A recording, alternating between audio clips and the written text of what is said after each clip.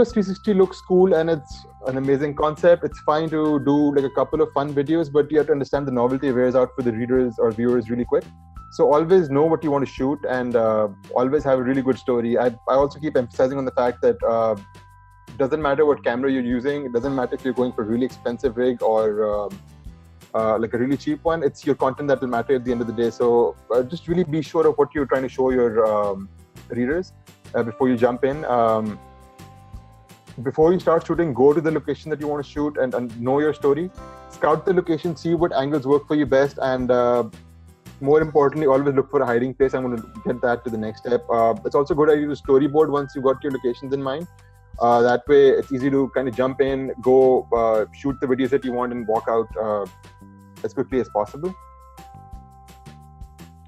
So there's a bunch of cameras that do give you the option. If you know basic photography, you know what ISO, aperture, shutter speed, and all are.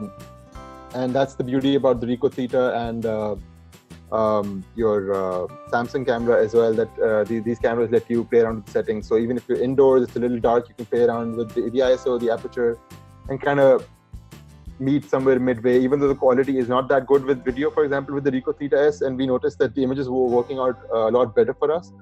So we dropped the videos in some cases and went with the images instead, because the video was turning out to be too muddy despite having the editing option, setting option. Again, like I mentioned, audio equipment works really good if you have something on the side with you. Tripods are important. I would suggest a monopod, because the bigger the tripod is, it's got a base and it's going to show below your camera.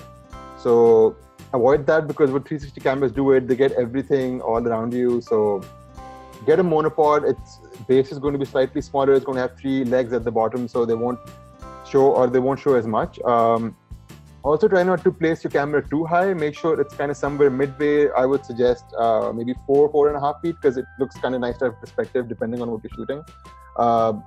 For the Frere Hall video, we shot with the tripod and we felt it was too high, and again, the plate on the tripod was really distracting for us.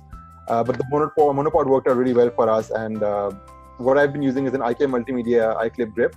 It's a pretty decent monopod and works out really well for us, and it's kind of sturdy as well, so there's no worry about it falling in windy conditions as well.